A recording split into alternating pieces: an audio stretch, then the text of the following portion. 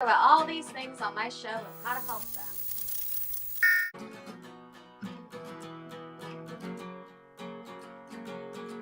Have you felt lost, lonely, or maybe even a little bit loony? I talk about all these things on my show and how to help them.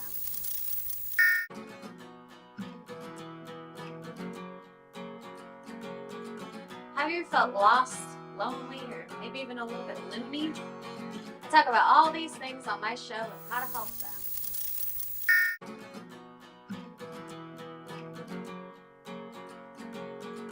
Have you felt lost, lonely, or maybe even a little bit loony? I talk about all these things on my show and how to help them.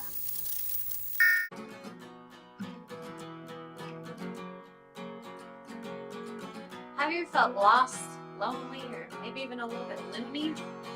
I talk about all these things on my show and how to help them.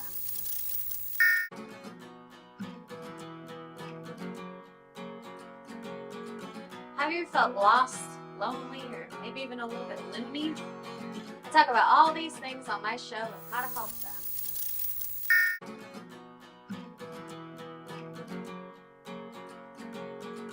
Have you felt lost, lonely, or maybe even a little bit loony? I talk about all these things on my show and how to help them.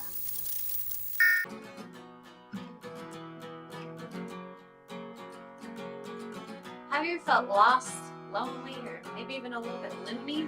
I talk about all these things on my show and how to help them.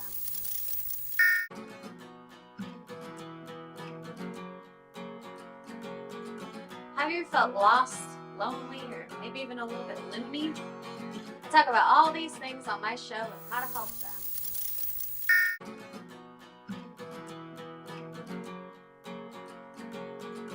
Have you felt lost, lonely, or maybe even a little bit loony? I talk about all these things on my show and how to help them.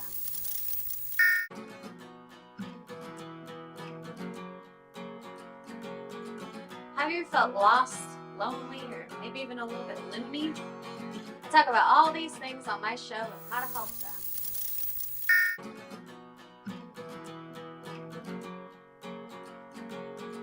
Have you felt lost, lonely, or maybe even a little bit loony? I talk about all these things on my show and how to help them.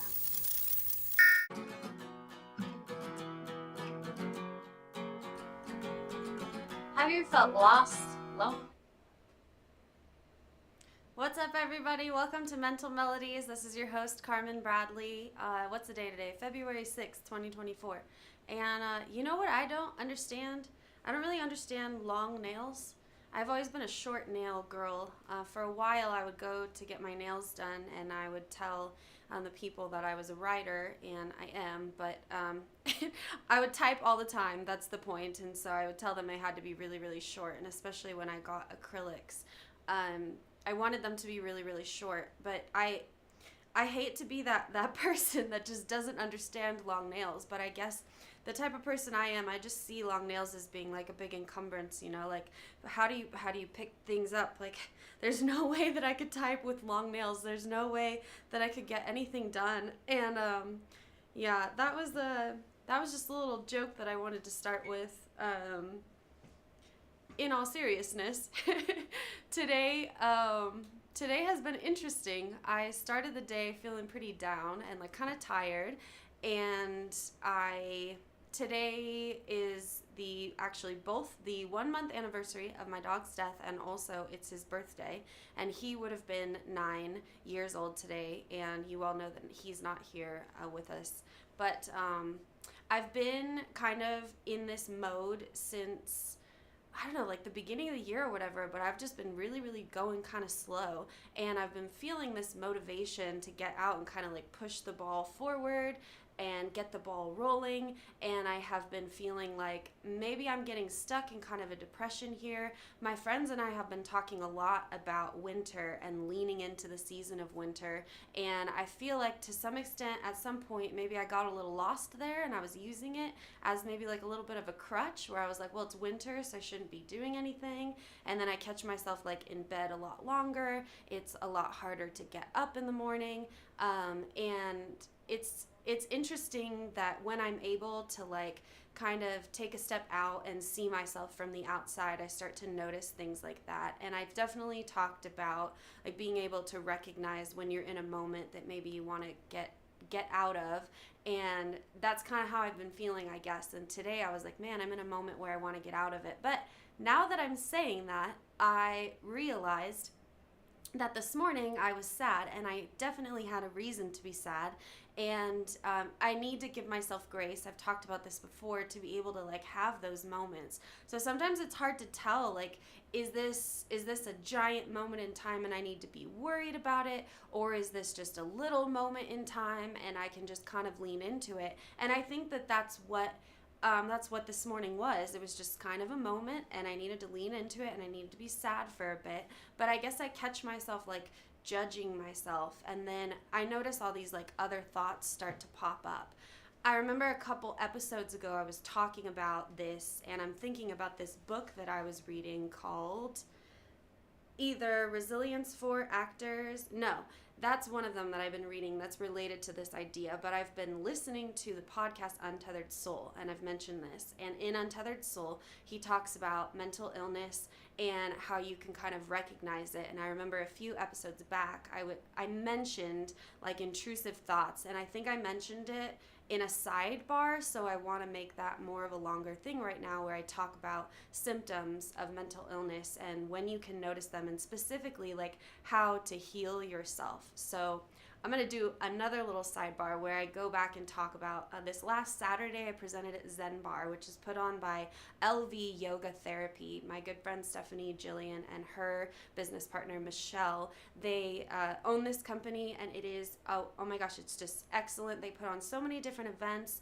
and they're all about holistic wellness and healing. And so I presented last Saturday, and I had this weird moment. It's so interesting. I'm thinking now about how like moments are, they could be short, they could be long. Like, you know, you think about a different period of time in your life feels like a big moment. Like, I feel like in a way I'm starting a new moment right now, because I kind of like changed my hair. I'm trying a new lipstick color. Like, June's not in my life anymore. There's all these things that have changed, just like new budding things. And that was a sidebar. The point was, I was presenting, and I was trying to prepare for this presentation, and it like, oh man, there's just duality. I talk about duality all the time. If you don't know that I'm not about duality, then you must be new. So welcome to the show. I have this thing where I'm always trying to balance like being a hard worker with being like lazy, or trying to cut corners / like being in the moment and leaning into who I am. And I've been learning a lot about how like why I love improv, for example, because I think that, to go back to what I was saying in the beginning about depression, like depression is inaction. And I think that when it's a problem, it's inaction for a very long time, you know? So that's why I start to get worried about it, because I remember being in therapy, and when I started to feel depressed, I'd be able to, eventually I was able to articulate to my therapist, like, I'm feeling depressed right now, you can see the signs. And then it's like, okay, so now that you know, how do you respond? So going back to like this morning, I believe that I needed to take some time to be sad. I went to the gym, but I took the day slowly. I got crickets from my frogs, so I'm standing in Petco and I'm seeing reminders of my little dog, and it's making me kind of sad, you know. But then I get home and I start prepping for the show, and I start adding new color into my hair, and people reach out to me to support me, and like I reach out to a couple of friends, and suddenly I'm feeling connected, and then I move on from the moment. And it was just kind of like a beautiful thing where I was able to lean into that. So I'm in thinking about being me and wanting to be in the moment, I wanted to write out this whole speech, you know, and like memorize it and know what my punchline was going to be and how I was going to start. And I think back to when I actually started to become a public speaker. I was actually very young, and this is a part of my story that I think I haven't told yet.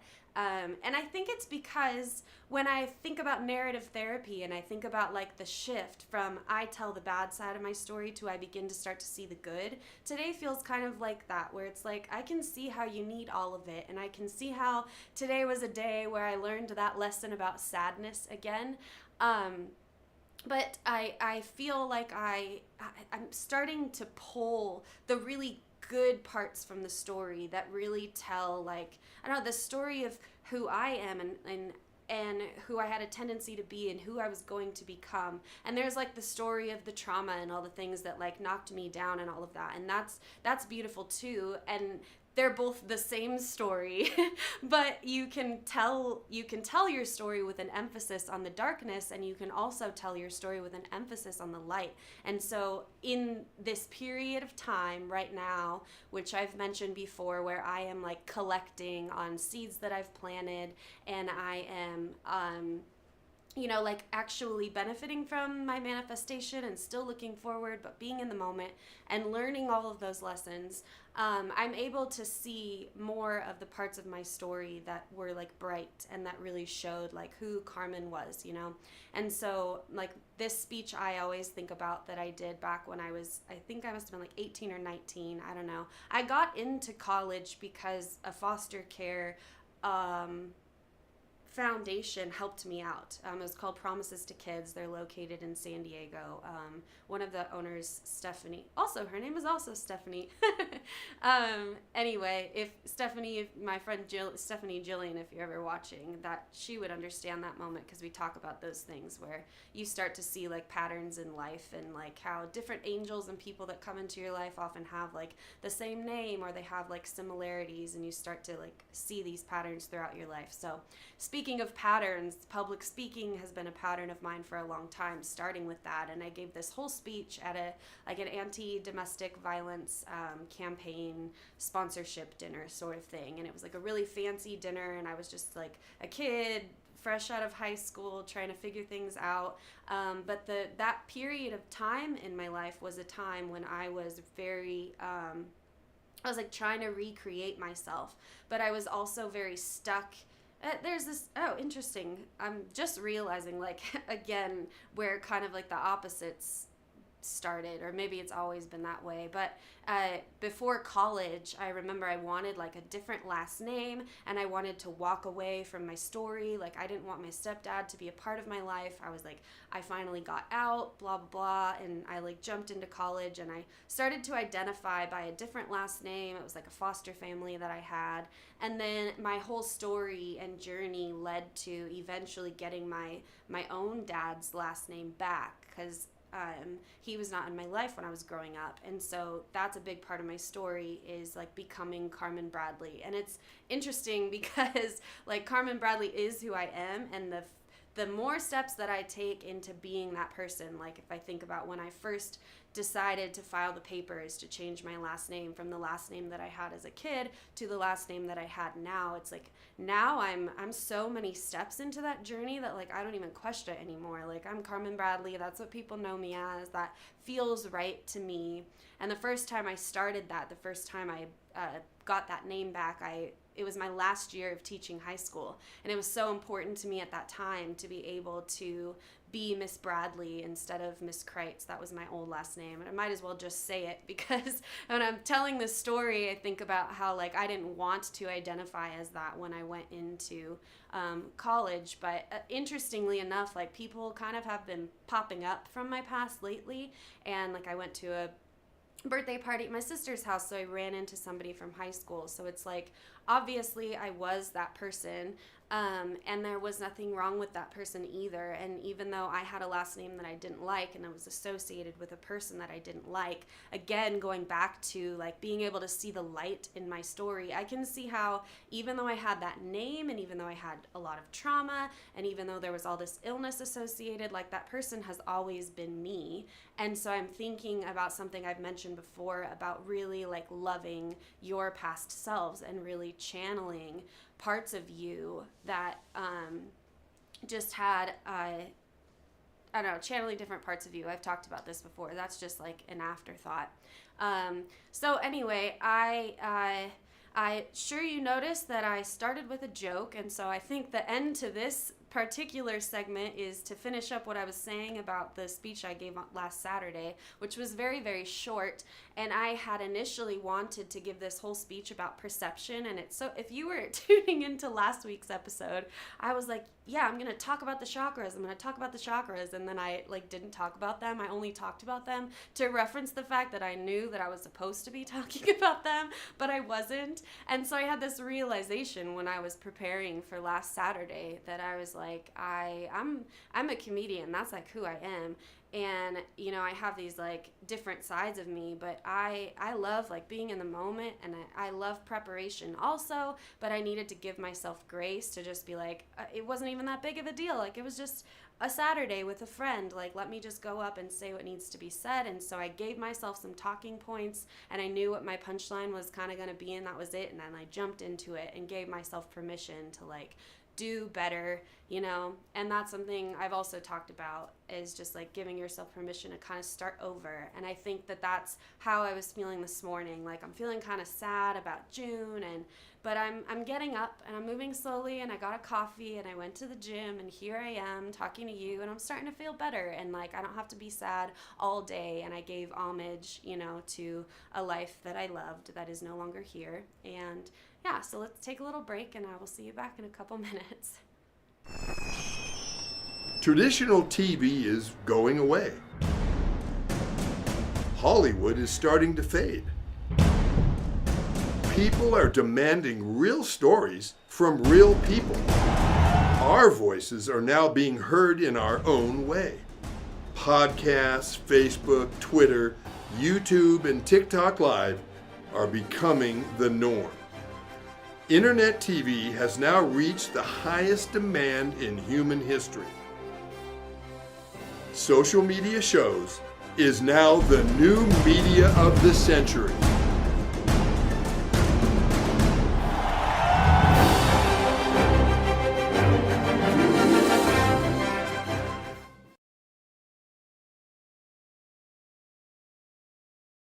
Hello, everyone. This is Joseph Skoda with Social Media Shows. Well, I thank all of you for your support through these last several years, and it's been a lot of fun. We've given people a voice they never had before. Now, Social Media Shows is always collaborating with our veterans to help them do things and help out the veterans who are struggling today. And we teamed up with GI Connections, connecting veterans with resources. So please consider helping and donating to this great cause, because we're always doing things for veterans. So GI Connections, Social Media Shows, and you is what makes the world a better place. Once again, Joseph Skoda, proud United States Air Force veteran.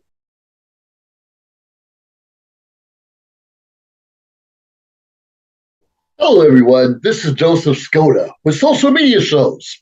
Well, I thank all of you for your support through these last several years, and it's been a lot of fun. We've given people a voice they never had before. Now, Social Media Shows is always collaborating with our veterans to help them do things and help out the veterans who are struggling today. And we teamed up with GI Connections, connecting veterans with resources. So please consider helping and donating. Hi everyone, welcome back. This is your host Carmen Bradley, second segment here of Mental Melodies. Thank you for tuning in. Thank you for just being a part of the growth of this show. Continue to please just like and subscribe and share. That was something that that'd be cool, I think, to just dive into this a little more and kind of share what I was talking about on Saturday, because there were some topics that, part of the reason that I couldn't decide on what to say is because, by now you know that I can ramble on about these things for the rest of my life. Like, just put a camera in front of me and I'll talk until I die. Anyway, I was talking about like my gifts and my voice, and I think this is really when some of that stuff came up that I mentioned today about like looking back on that speech that I gave. Then I was just like, I'm gonna say what needs to be said. I'm gonna write a speech and do it. Like, that's what you do in school. A teacher says you're gonna do a speech. I was never one to be like, I don't want to do that. I was just like, that's the assignment. Like, I'll do the assignment. So anyway, I was given this opportunity to speak, and I remember getting an offer from a woman. She owned a publicity company or something, and she was like, you're a public speaker, like, I'm gonna bring you on, contact me. And I never contacted her. And again, I was a kid and I finished college and I became a teacher and all these other things, but that card meant a lot to me at that time, because it was like, here's I believe I could call it a talent because I have skills, I have things that I've decided to do and I've worked at them. But this was like, I was a kid and I went up and I did a thing and people were like, you can do that thing. And I feel like lately I've been able to kind of just like identify those things that come naturally to me, you know, and then also just find that balance of the hard work that also goes into it, you know, like learning to be a professional speaker is different from going up and being a kid, you know, and just saying what needs to be said. And so that's been a fun little balance for me. So when I was talking on Saturday, I had planned on doing this whole thing about perception, and then I was going to talk about, you know, trauma and how it like essentially covers the eyes, and that's been a thing that's been, I guess, like popping up for me in my life lately, is like learning this lesson, and it's kind of a hard lesson to learn, and I do this often. I haven't done this yet today, but I feel like I need to slow down a little bit so that I can like really dive into this topic for a second, because I know I go back to that story about the speech. I know I can feel it in my brain. I'll go back there. But right now I want to talk about this and how important it is to understand, because I think like for people like me who, again, and I've done this a bunch of times on the show, I've thrown out like, gosh, at least 7 mental illnesses that I'm like, I have that one. So you guys are probably all thinking like, she probably does have one, but it's not all of those. But I'm reminded of a story that I was thinking about earlier. It was a rainy day and I was like getting in the process of moving from the last place that I was in, and I was getting rid of a lot of books, and I've talked about how getting rid of my books was so difficult for me because such a big part of my identity. But one of the biggest books that I had, that I actually wrote a paper on when I was teaching high school, and I had them write papers about a book that they felt like really impacted the world. I believe that books have the power to change the way a society thinks about something. Like the bell jar is an example that's related to this thing I'm talking about right now, about my perception. And what I was saying was, for someone like me who has tendencies like borderline personality disorder, this was going to be the thing that I was going to specialize in when I was like, I'm going to be a mental health therapist in the state of Nevada, because borderline personality disorder leads to angry outbursts, substance abuse, lack of longevity in relationships. It's probably like one of the worst ones, at least in my opinion, because it's so intense, and it's like you don't have to, but you find yourself jumping from thing to thing, from person to person, from relationship to relationship. And to some extent, this is a good part of my story. I like that I was a teacher, and then I became this, and then I became that, and that's a whole part of my story. However, I also know that had I been healthier back in the day, I might have still taught for 8 years, but I might have been able to teach in one school or something like that, you know. But I had a few clients with borderline personality disorder, and so I believe that I'm able to say, like, for one thing, these people came into my life for a reason. I believe that people are mirrors. I'm just starting to reread the 4 Agreements. Take notes today, guys. There's lots of books on my list. I just started rereading the 4 Agreements, and I bought it. I just donated it to Goodwill a few months ago, and here I am just like collecting books again. I'm gonna have all of them again, and I'm gonna have that big library that I've always wanted. But anyway, I've been rereading the 4 Agreements, and it's a book about Toltec tradition, about people that knew that we were all God, that we're connected, that we're all one. And essentially it's a theory about the ego, and he was saying, he uses languages like we're all in a dream, and there's society's dream, and we're told what to do. And this is kind of what I talked about in my song, like, What is Life Anyway? Like, life is about everything. Like, you have to feel everything. I think the purpose of life is simply to experience life. Like, we are God in a human body experiencing life. And so in the 4 Agreements, he talks about this, and this relates to, oh man, I'm like in 5 different directions and I don't know where to go. Oh my goodness. Anyway, I'm just gonna lean into it. This idea of perception has obviously come up in all of these different books, right? And so I'm thinking of, like, here's the bell jar, here's the 4 Agreements, here's the untethered soul, here's the resilience for actors, and all of these things are showing me this lesson that I'm needing to learn right now about perception, right? And how I see things, and how perception is related to, like, who I am, for example, and my story. Like, bell jar literature is, I mean, a lot of these books that I mention on this show are nonfiction, like self-helpy books, but a lot of the stuff that I've learned has come from fiction. And like in The Bell Jar, this is, I don't know if it wasn't supposed to be, I don't think, about borderline personality disorder per se, but it's a woman who like starts to see like all of these men in her life as being like potential partners, and she can never just like commit to one, and she's worried about like her art and her identity. And then there's scenes where she's in mental institutions, and a lot of these things I've like related to, you know. But one thing I've said on the show that I guess I've been grappling with, like identifying with a particular belief, because I talk about how a lot of my theories like need to develop, and so I'll throw out a theory sometimes, but it still needs time to grow. But like I guess I still can't say like this is a definitive thing that I believe that all mental illness comes from trauma, because if it does, then that would mean that you could heal from it 100%, right? If bipolarity, for example, which is something that I've dappled with this argument on this show, that bipolarity is like in your genes and you can't change it. I think to ground myself in that argument and to like give my uncle credit for the fact that he believes in that, JD, Joshua Dagan, local author, look him up, excellent, genius. He believes, right, that if you can sense bipolarity from a young childhood, then you can have treatment earlier on, you know. Then you don't have to have these things happen where you're going from relationship to relationship and you don't have a lot of stability in your life, because you'll be grounded. I would argue from a spiritual standpoint, which is something that did come up on Saturday, that like we carry generational trauma. We carry trauma from our mothers, from our grandmothers, right? Like as a woman, that's the language I use. And so yes, it is in our genetics, but I've argued on this show that there are things that we can do to change our genes. Like imagine being able to heal ourselves and therefore heal all of the stuff that we got from our mothers and grandmothers also, and to like be able to heal the planet. That's like what it's really about.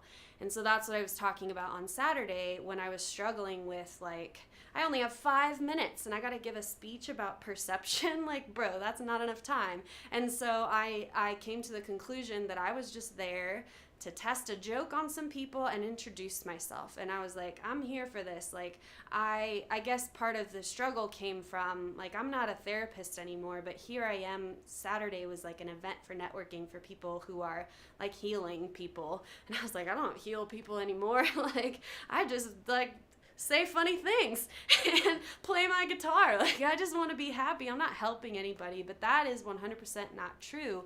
And I've talked about this on this show. Like, I genuinely believe, and I've always believed, that I was going to go from teaching to something else where I could share the story that I always wanted to share when I was a kid. And even back then I was like, there has to be a reason for this, you know. We're always trying to, I've used this word, it's not a real word, but again, Stephanie and I were talking about it, logify things, because we always want to analyze, and that's what we're taught to do in school. So we're taught to think about things and observe things, and we're a very like knowledge driven society, which, you know, I've said kind of worked out for me for a bit, but I think that we've lost a lot of the creativity in our society. So while we're taught to analyze things, we're not necessarily taught to just feel things or, you know, to grow our intuition.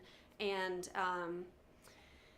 yeah, and I think like going along with what I was kind of saying on Saturday about the conclusion I was trying to come to on Saturday about like who I am and how I fit into the healing community, like how can I essentially combine my past, but my experiences and my education. Like I want to use the stuff that I learned, because I didn't necessarily get degrees just to become the things I wanted to become. I always loved the classes that I was taking. Like I loved learning about our school system and how it's changed over the course of years. And I loved, when I was a teacher, I loved reading the books. And when I was in school, that's why I decided to become a literature and writing major, because I just loved reading and I love learning and I love that natural process of learning.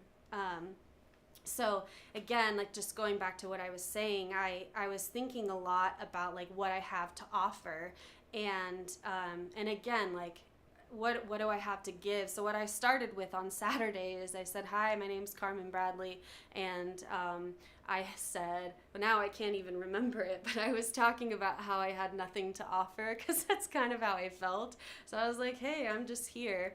And I told a story about my brother, and oh man, I need to slow down again. But I was talking about my brother. This is like a big part of my story. It's been coming up a lot lately since I started acting, because it's just, I think, probably the most traumatic thing that's ever happened to me, which is ironic because like it happened to my brother, but it happened to me, and it happened to my mom, and it happened to my sister, and like 100% it altered the course of my life, you know. And like so I was talking about how he was young. He died young. He will always be 17 in my memories. Like he will never be older than that. Or 18. Gosh, I feel like such a bad sister, but I can never remember if he was almost 18 or 18, because I remember when I used to tell the story, that was such a big thing where it was like, he was only this young, you know? And so then I just sometimes only remember it as being that. But he used to joke on like Christmas, or Christmas, I guess, is the present holiday, but he would say like, my presence is your present. And it was a funny joke. And eventually when he did get a job, he spoiled us. And he was just that way, like so giving and loving. And anyway, so I brought that up because I came to this conclusion that like the best way for me to give back is to be me. Like be the way that my brother was. Be a light in the room, you know. If I'm a speaker, be a speaker. If I'm funny, be funny. If I want to sing, sing. And through all of that, that will be more for the world than anything else that I could ever do. So I'm going to take a little bit of a break. See you back in a couple minutes. It's a gift. This is my gift to you guys. That's awesome. I don't know Traditional what to do TV there is about going the away. break. Hollywood is starting to fade. People are demanding real stories from real people. Our voices are now being heard in our own way. Podcasts, Facebook, Twitter, YouTube, and How do you feel TikTok about the Live orange hair? are becoming the norm. Internet TV has now reached the highest demand in human history. Social media shows is now the new media of the century.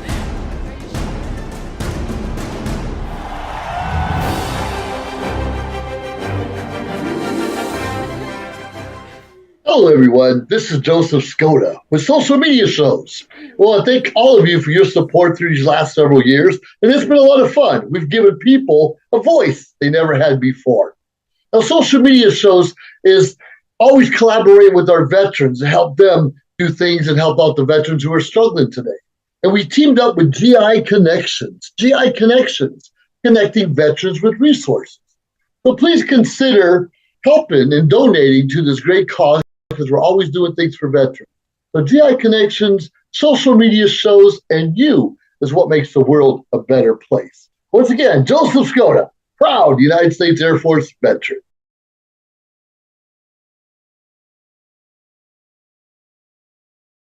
Hello, everyone. This is Joseph Skoda with Social Media Shows. Well, I thank all of you for your support through these last several years, and it's been a lot of fun. We've given people a voice they never had before. Now, Social Media Shows is always collaborating with our veterans to help them do things and help out the veterans who are struggling today. And we teamed up with GI Connections, connecting veterans with resources. So please consider helping and donating. Hi everyone, welcome back. We're at the third segment here of the show of Mental Melodies with your host, me, Carmen Bradley. I've been basically just ranting about myself for a good long time, but it feels good. I always say that. I get on this show and it feels good. And I think again, I just need to lean into it, because what happens like in the break, my mind's kind of racing and I'm like, what comes next, you know?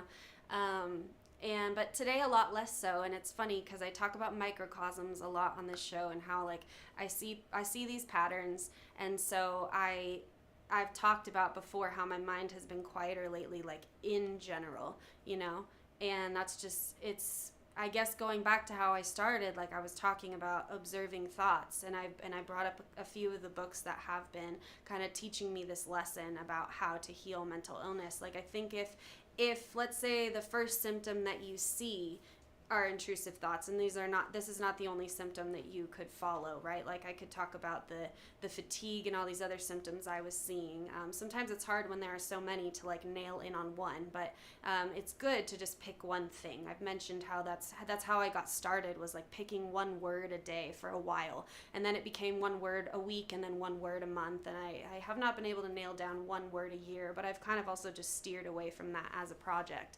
But if you can find one thing and you can decide, I'm going to focus on this for a good long time, that's how you build a habit. So let's say like your habit right now, or the thing you want to incorporate, something new, is like observing your thoughts. Then you're going to start to see patterns in those thoughts. And so not conclusion, I don't know, the thing that I was going to say on Saturday, like about perception, had to do with trauma. And so I was mentioning earlier that I have been dealing with this lately because it's hard to, sometimes it's hard to admit when we find out that like a thought or a behavior or something that we're doing, that if it comes from trauma, then you can heal from it. And so the next step then is to have like self accountability, to be able to say, I see that maybe you're, I don't want to use this term right now, but we talk about toxic behavior, right? So I'm trying not to write things out into the universe that I don't believe about myself, unless I'm doing it in a joking way, because that's healing. But I'm not going to say like I'm a toxic person. I don't want to identify as that, but I think that's something people can like, they start to mix that up. There's a difference between being a toxic person and like having toxic things. And you have toxic things, then again, you can walk away from those, like you can heal from them, right? So I'm talking about like, even if you, and again, to validate what Joshua Dagan was saying about like bipolarity or mental illness, like any of these things that I've mentioned, if they come from childhood, then we start to feel like we can't change them, you know? And so the same thing applies to the stuff that's been coming up for me. Like if I just start to say like these are just things that I have, then I'm limiting myself, because then I'm not taking a step back and acknowledging that I might have responsibility for things that are popping up for me, you know? And so it takes a long time to get there, and like it's been so, I've been so grateful lately, like over the course of the last maybe 6 months, you could say, for these like symptoms that I've had, which sounds a little silly, but I think that's part of the healing process. Like I think I've reached a point where I'm a little less for one thing, I can't ever go back to a certain space that I've been. There's a difference between like, okay, so let's say I relapse, that's the word people use, right? When they go from like taking steps forward away from a mental illness, we'll say that because addiction is part of that, you know, and then they just fall, and they fall hard, and they crumble, and then they're not in control anymore. Like that, you can use that word and you can use that phrase for any kind of mental illness. I think when you're taking steps forward, you can always like go back, and I think obviously for addiction, it's so much more intense, because it's like once you taste it, then you just keep tasting it. And that's kind of how it is. Like for depression, you can be like addicted to sad or negative thoughts, so you just start to fall. I will never fall back as far as I've fallen before. I've talked about this before on the show. It's like once you start to take a step forward in your journey, like the ball's gonna keep rolling, and sometimes the ball stops, and I think that's when like you have an opportunity to visit with an emotion. Maybe you have a wall in front of you. That's an opportunity for you. Maybe it's just to rest. And I think that's the thing that I was mentioning earlier about like being depressed in the morning. I'm like, am I really in a depressive state? Do I need to be worried that I'm going to be depressed all winter or something? Or can I really just rest? Can I really just not do things until March? And I'm not saying not do anything, but like genuinely slow down for these months without that worry. I think a lot of the worry of inaction is where we start to problematize depression, because Jim Carrey talks about this, or at least I showed a clip in class one time about depression. If you take the word apart, it means deep rest. Depression is deep rest. So if you're feeling, I'm feeling depressed right now, and let me say like let me identify what it is. Depression, at least for me, I used to describe it as kind of like there's like a wall on top of you, and it's like you can't really get up and you're stuck, and so you kind of feel like maybe you're in a box, or there's all these different metaphors I have for it. When I was teaching yoga, I talked a lot about like, you know, grapes being pressed in order to become wine, and like butterflies have to be in a cocoon. So there's this whole like image that you probably have now in your minds of like any time when you felt really, really pressed. Well, let me argue that like what you need to do in those moments is lean into that. Do you always have the freedom to do that? No. And that's where there's a problem in our society, right? Like when I was diagnosed with lupus, which again, and especially being inspired by a few people I met this weekend, like I do believe that my lupus came from trauma. So despite the fact it's like an autoimmune disease that people talk about in our society, you know,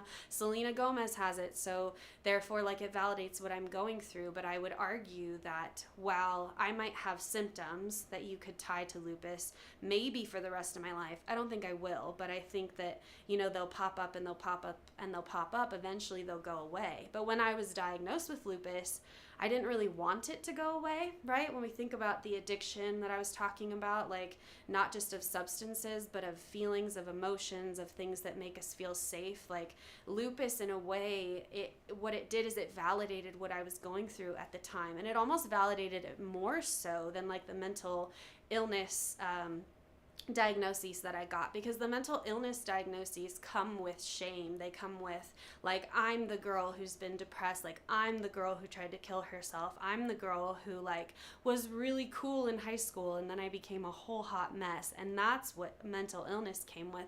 Lupus was more like, it was an illness. It was a physical illness. When you have a physical illness, people go, oh no, like, are you okay? And there's a little bit more of that. Not forever, because people get tired of doing that when you're sick for a really long time. But at least like for me, it empowered me to get better, because it is a physical thing. It's in the tangible world, you know, and we separate the two when they're not separate. Like, and how is it that doctors didn't, I think one doctor eventually started to hint at like there's a relationship between these two things. But at that time, I was still kind of addicted to that lupus diagnosis, and I didn't want to hear it, because again, if something stems from trauma, you can heal it. We know how to do it. You go into your memories and you wipe out the emotions, or you do a lot of yoga and you get stuff out of your body. Like there's things that you can do to feel healthy again, you know. And again, I was saying like even for those that start in early childhood, like that's generational trauma. Where we again have a problem in society is that, well, then what do you do? I don't know, I'm going on a tangent right now. I don't think that's relevant, but anyway, there's this power that you have once you start to identify things, and then you're able to notice what it is that you need to heal from. I'm drawing a blank. I'm in a wall. Maybe I need to rest. I remembered I was going to say after, so Jim Carrey, when he mentioned that thing about deep rest, right, my mind I had a little thought then that I didn't have time to visit with about how, so like my deep rest happened, I did mention, I guess I mentioned lupus, and I said that I felt like I didn't really have the chance to rest then, but I guess, to tie in this whole thing about like childhood trauma is that I don't think that I would have had to take like a 5-year long nap like had I been okay as a kid, you know what I mean? And so I think that's where we can start to see how, like, I don't know, I think that people who haven't been through the kind of depression that I have been through, maybe I can help people to understand it by giving you the example of this morning. This morning, was I depressed? Let's say yes. Let's say we're going to label it that big, deep, dark word, depression. You know, it's like Voldemort. Like, I'm just naming it, maybe that it'll take away its power a little bit, because, you know, if I had ignored the fact that my dog had just died and I had like gotten up and pushed through the feeling of tiredness that I had and like forced myself to do things, then like that would build up in my body, and then I you know, eventually that would lead to illness. Like this grief that I had about June would turn into that image I mention all the time about, like, you know, this this bog filled with like dirt and all that stuff. That's what I think of when you have like sadness that doesn't get tended to. You know, sadness just starts to like drown, and then there's all these like gross, ugly things growing out of it, and that's just an image or a metaphor for like eventually that sadness will turn to kidney disease. And I know that jump sounds a little crazy, but that's truly it, right? And I've mentioned it before, kidney disease was a part of my lupus, and so for a while I would identify as somebody who's like, oh, I have to be careful because my kidneys are bad. Like, I was too young to be saying that stuff, you know. But when you're diagnosed with lupus as a young kid, and this happens, it happened to me, it happened to a friend that I had, it happens to people, you know, I think that the approach, the treatment should be the healing modalities that I like try to bring to this show, and it should be that right away, you know. But the ugly part of our world is that like we don't really have a lot of access to mental health treatment. So the reality is, because I always want to say like, well, it wouldn't matter if we didn't have childhood trauma, but like we do, and we have generational trauma and all of these things. So we do need these things in our society, like therapists and stuff, to come in and help people right when they need help. I had more access to like the drugs that they gave me in the health center at UCSD than I did to the like 1 or 2 or 3 therapists that we had on staff for our whole college. And so what I needed was treatment for all the stuff that I talked to you about that came right before college, you know. I was a bright, sprightly kid. I wasn't sick yet. I had all that trauma and that stuff, you know. Maybe I had some, I guess that's not entirely true. I had like real early childhood trauma. So like I did start kind of seeing symptoms of stuff like early in college, or like the summer before that. But since I'm feeling a little bit like there's 5 different directions I could go, I'm going to take a break right now.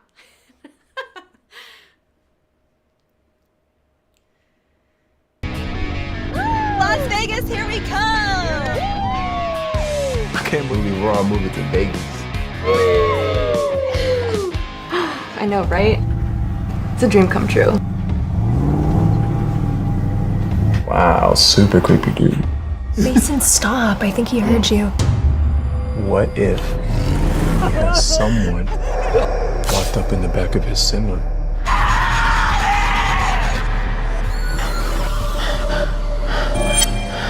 She's gone. Someone took her. Who's that creepy trucker?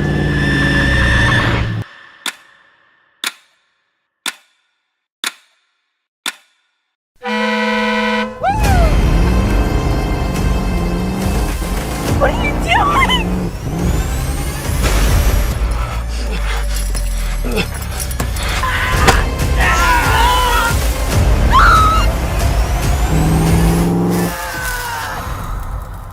They call me Mother Trucker.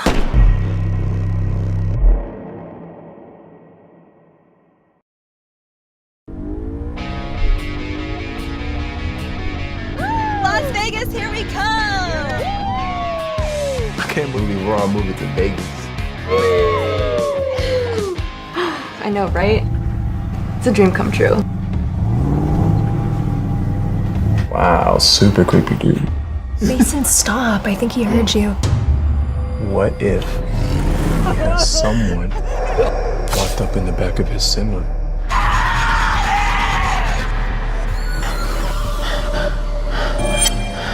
She's gone. Someone took her. Who's that creepy trucker?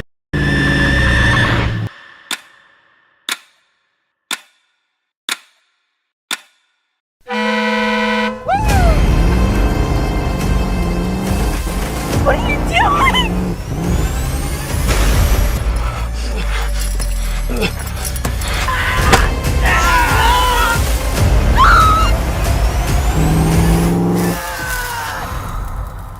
They call me Mother Trucker.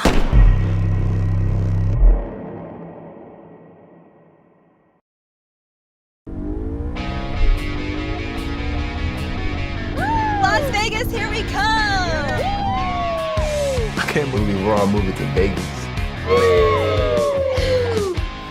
I know, right? It's a dream come true. Wow, super creepy dude. Mason, stop. I think he heard you. What if someone locked up in the back of his semi. Hey everybody, welcome back. This is our last segment of today's show, Mental Melodies, with your host here, Carmen Bradley. I've been talking about a lot of things, and sometimes I know what the main point is, and sometimes I don't know until the end, but that's kind of the gist of what I was, not the gist. I don't know, I just keep going back to that speech on Saturday, and I guess in a way, again, I was thinking about, there's all these things I need to say, and it needs to be I need more time to say them, and I feel that way about, I don't know, I often, I guess, feel all I need to do is just be here, and what needs to be said will be said, and I'm just this vessel for things that need to be said. But there's I think there's two sides to it, because there's two sides to everything, because I think what this is showing me right now is how I have these two parts. Every human has these two parts, where they have the fact that they are the universe experiencing itself as a human. I say that, and I know that sounds voodoo-y to some people, but it's the same thing that we learn in church. God made us in our image. What's the difference, I was saying on Saturday, for me, religion just doesn't work. I grew up in a household where religion was used as an excuse. I have memories of seeing my mom getting beaten by my stepfather, and then I have memories of him taking me on a little field trip by myself to a parking lot to tell me why it was my mom's fault. I'm sorry, but no. My mom is 5'2". She's negative 100 pounds. That woman does not let herself settle into any size bigger than a 4 or 6. This man was 5'11". He had a black belt in karate. There ain't no way that I can say that in that situation that, I don't know, I have this voice in my head that's well, women can be toxic too. And this is true, but there are specific instances where it's there is a very clear abuser and a very clear abusee, and I watched that happen, And so for me, in my life, I've gotten into relationships, and I've been violent. I've been with a man who was violent, and I've been able to take responsibility and walk away from situations like that. But there are a lot of people that get into it where they can't walk away from it, and they get sucked into it, for a really, really, really long time. And so kind of a conclusion that I came to on Saturday was just that I just have to own that. I can't keep saying nah, it's it works for me. It just doesn't work for me. But I like using the things that I learned in order to speak to audiences that also grew up with that same language. But I see that language all over. I see how the Bible and Buddhism are similar in the fact that when you take away all the nonsense that religion is and that churches are, and that ideas about what women are supposed to be, and the rules that got written into this book that God gave us, the one book. There are a million books. Take it from a reader. There are a million books. And I think every author is leaning into this part of them that's I have this knowing, I have this knowledge.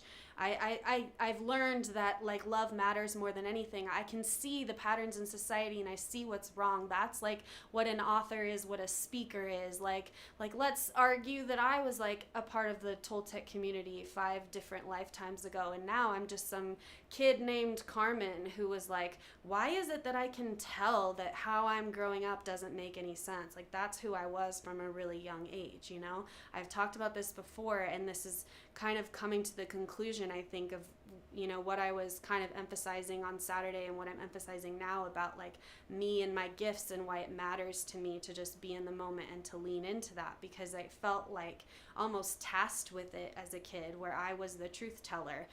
But at the same time, it wasn't I knelt down and my ancestors were tell the truth about these things. That's not how it happened. For me, it was just I had a very strong conviction as a kid. I felt very convicted about, if I see this and this is happening, and somebody asked me about it, let's say it was a social worker or a teacher or whatever, why would I lie? What does it do for me to lie, And when I went into my my court case when I was 17, I get this story, and this just again validates my point that there are victims, and when you're a kid, you're the victim. I'm sorry, but that's just true. And this is how it happened for me. I had a math final, and my math teacher called me, and I called him because I was called into court that day. I had to testify against my stepfather on the day of my math final. senior year of high school, and I called my math teacher, and I'm crying because I'm like, I'm gonna miss the test. Like, if you don't know by now how important that was to me, then I need to talk about it more. But I really liked school, and I really liked learning, and I liked all that, you know, and I wanted to be there for the test so I could show you what I learned and what I had worked hard for, you know. And again, with that external validation. But anyway, I told my math teacher what I had to do and why I couldn't make it. And he ended up averaging all of my test scores, and I got an A in the class because I got an A on every test. And so it was this nice, like, beautiful story. But what it was at that time was even more valuable than I'm making it sound right now. And I think it's just because it was so far back. But, like, that was an angel in that moment, just being like, bro, like, you've already done the work. Like, the final exam is just a thing we have to do because that's what teachers have to do the last week of school. Because if teachers don't give final exams the last week of school, then they're pieces of shit. That's how they feel. That's not true, but that's how we feel. Oh, man.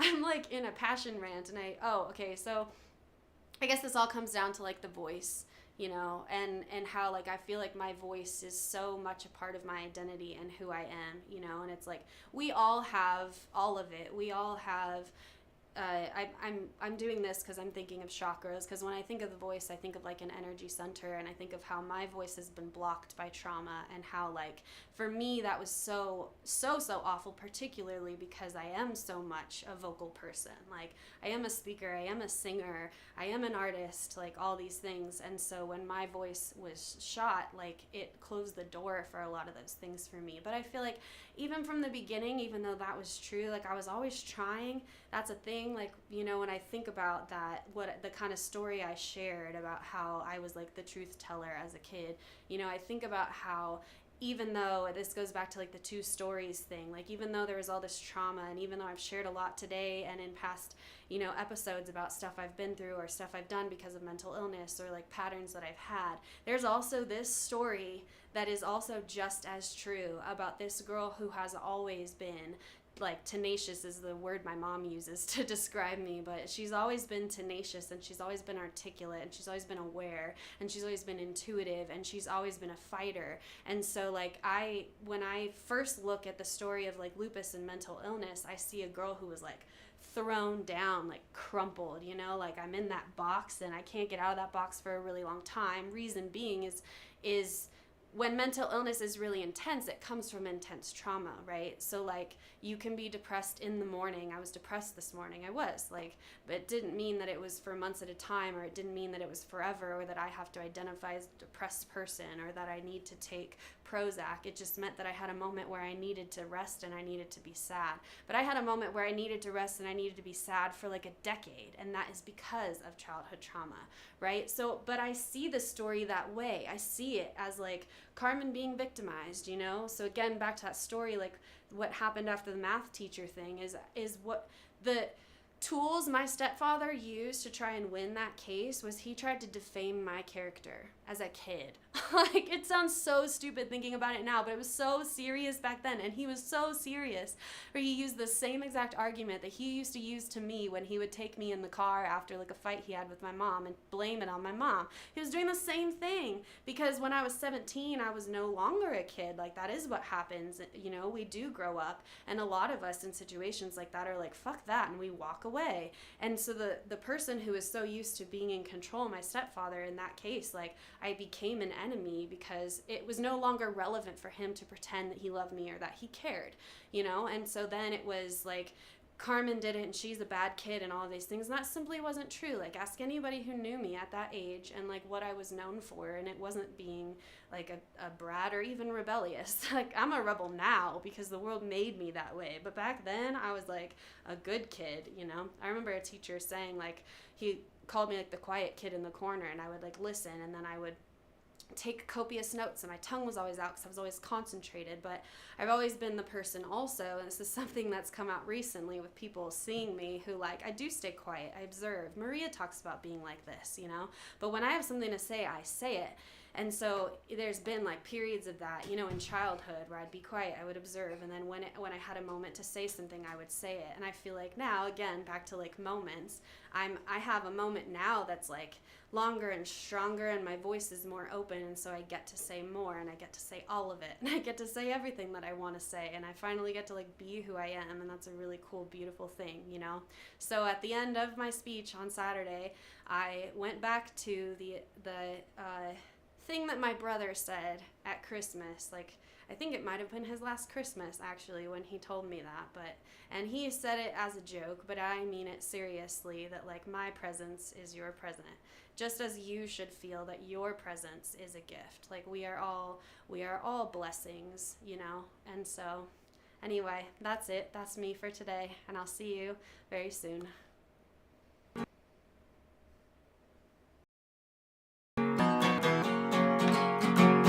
Have you felt lost, lonely, or maybe even a little bit loony? I talk about these things on my show and how to help them. Mental Melodies, broadcasting live every Monday through Friday at 4 p.m. and every Saturday at 11.